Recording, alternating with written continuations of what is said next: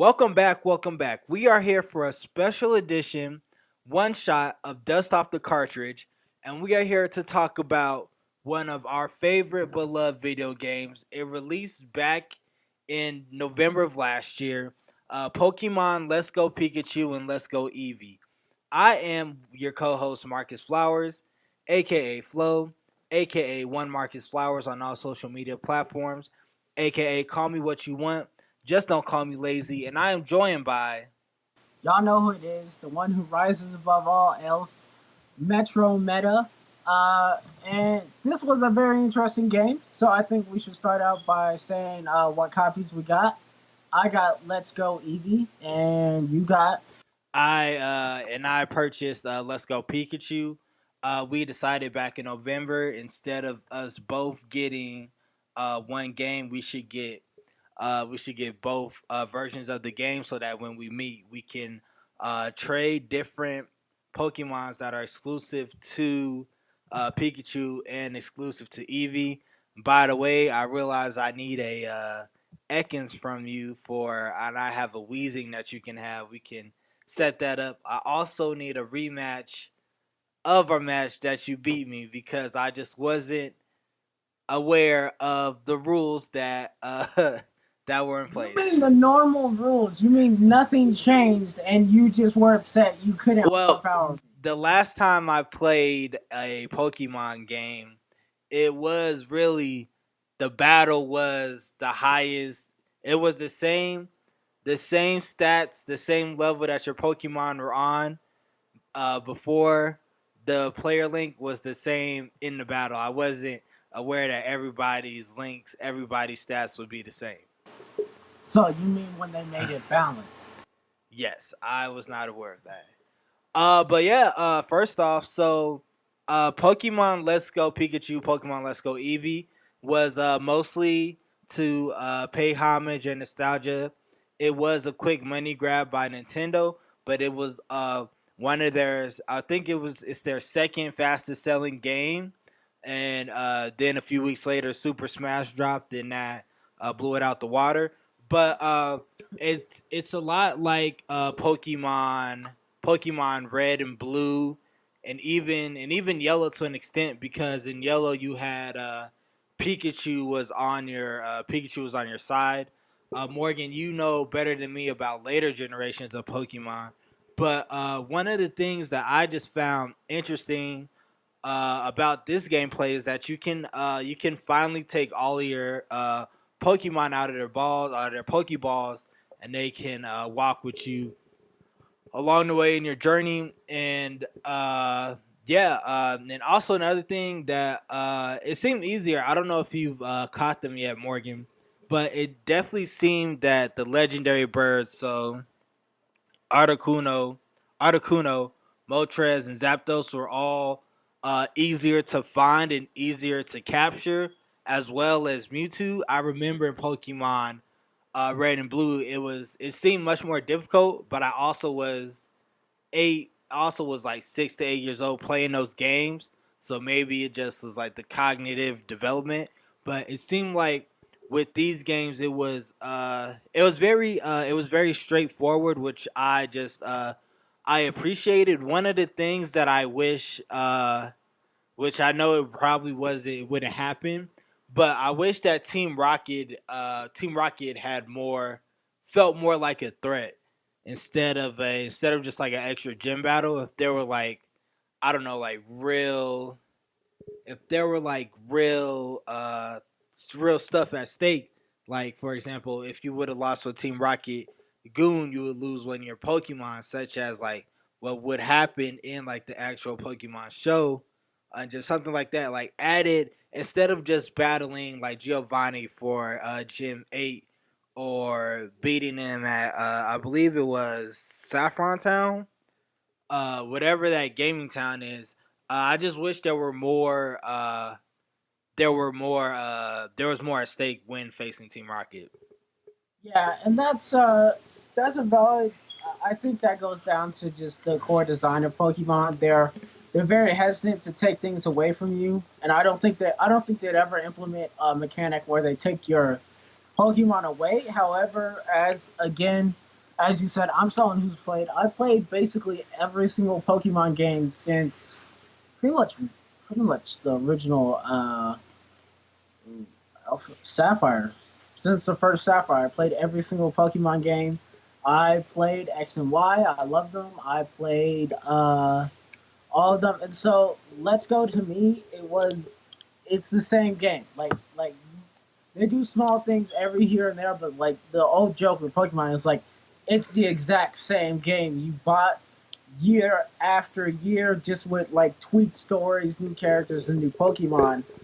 And this one, taking it back, they did a lot of gameplay tweaks that made the quality of life a lot better, which I enjoyed. It very much is the basis of what could be one of the best Pokemon games of the genre that they're doing right now. Then again, like as I play it, I am leaning towards like that more dramatic, that more radical internet commentator that just wants them to just throw the baby out with the bathwater and just go full open world third person game. Just really push what the Pokemon formula can do, because we've had this top down turn based battle strategy for last couple my whole life, and so I really like to see some evolution on there. And at the same time, it's more Pokemon, and I'm always down for more Pokemon. Uh, in the retrospect of the game and of the story, one thing I will say is that the other games, the newer games, their stories tend to have a lot more weight to them, just because of the level of dramatics that they put to it. You know, it started with Sapphire, where they're like, we're gonna flood the world. Um, then you had Sinnoh, where they're like, we're making a whole new universe. Then you had like X and Y, where they were taking out like Nazi bombs on people. Like the story's been becoming more and more dramatic, honestly, as we go through this new timeline. And I'm really interested to see what they do advancing the series. It seems like they put a lot of work into it. And with Let's Go, they gave themselves more time to develop the next game, 2019 games, which I'm really excited about. And hopefully, they learned a lot from just developing this game to make more interesting, even better experience in Pokemon. The walking with Pokemon is something the Pokemon community has been asking for since Soul Silver. It was a core part of that, and so just to see these Pokemon like walking around and the animations, it's really fun. It's very interesting. It's very much what you go into the Pokemon game for. And there was just so much stuff in there that they put in there where it's just like I didn't know I wanted this until you saw it. Like being able to see Pokemon in the open world has made grinding and catching Pokemon so much better, and just avoiding them better than the RNG system. Um, the capture mechanic with the catch combos leading to bigger, more powerful Pokemon is so much fun. I've spent many afternoons just capturing the same Pokemon just so I can get myself a shiny, or so I can get like the best stats for my Pokemon. So there's a lot of things in this game that I think are the that could be core pinnacles and core pillars for just one of the greatest monster collection battler games just out there.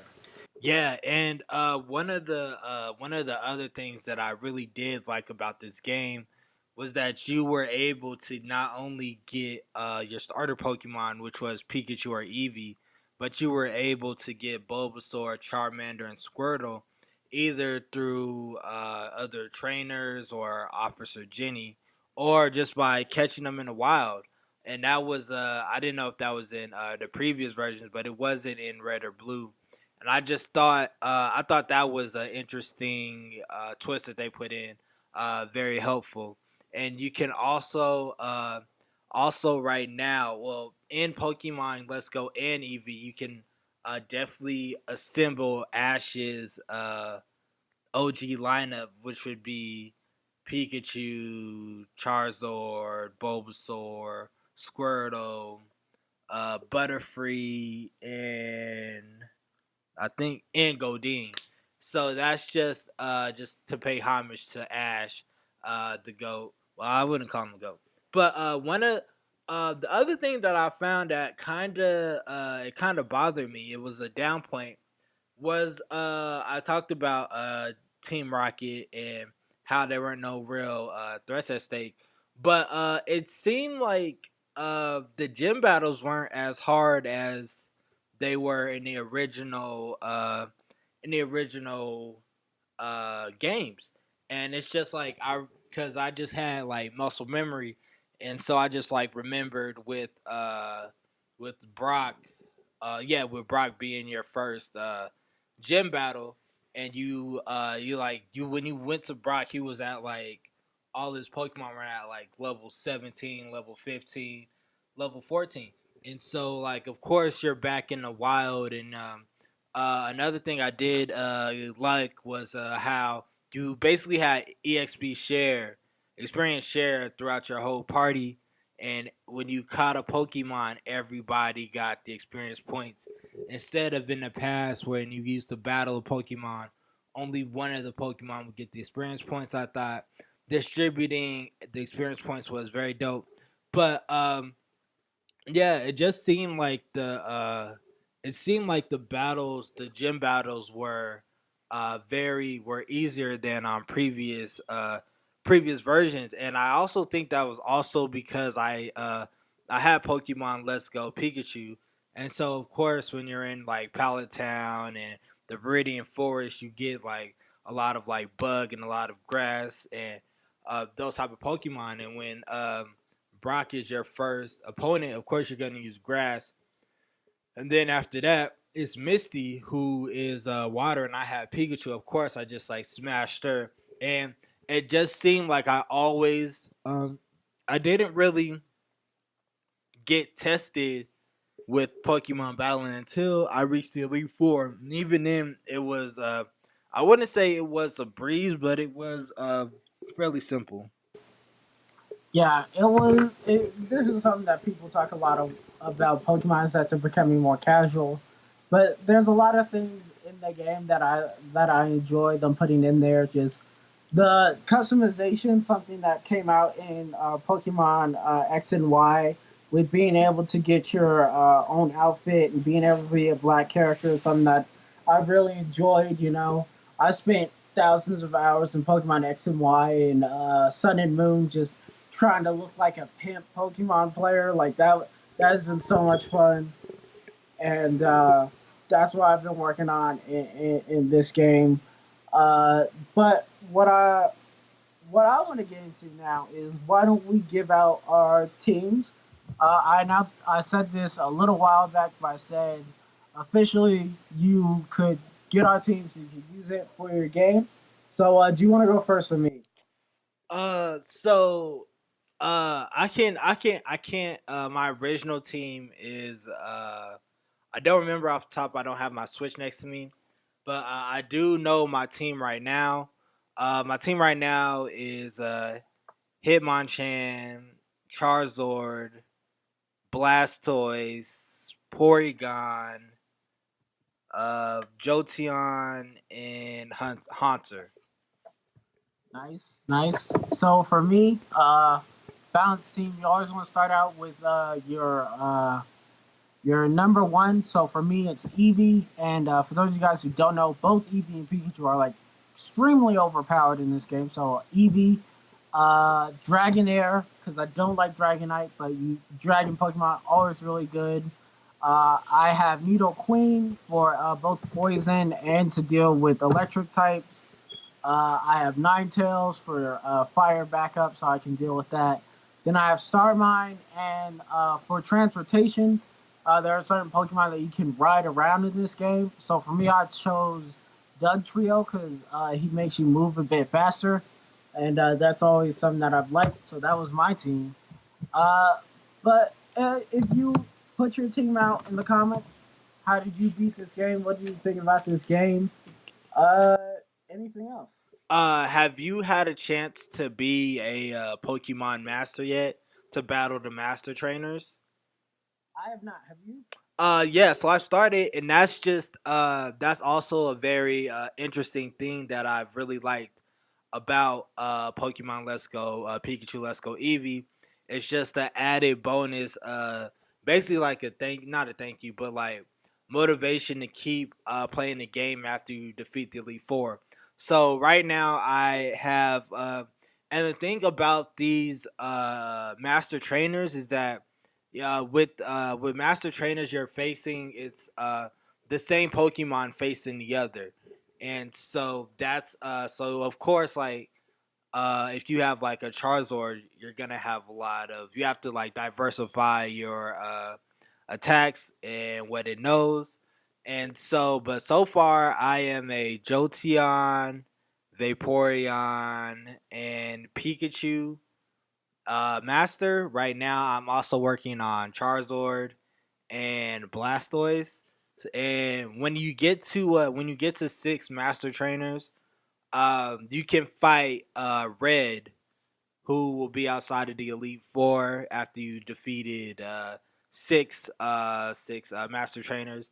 Another thing that I've liked also is the Keystone and how you can buy different keystones for different Pokemon, and such as like Alakazam and Execute and even I think Dragonite's one as well, and Alakazam, but that's also added to Charizard,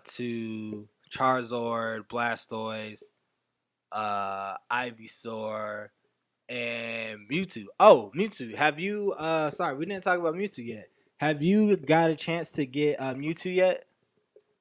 No, I think I want to pick him up around when the new Mewtwo movie comes out. Yeah, so basically Mewtwo is probably the hardest Pokemon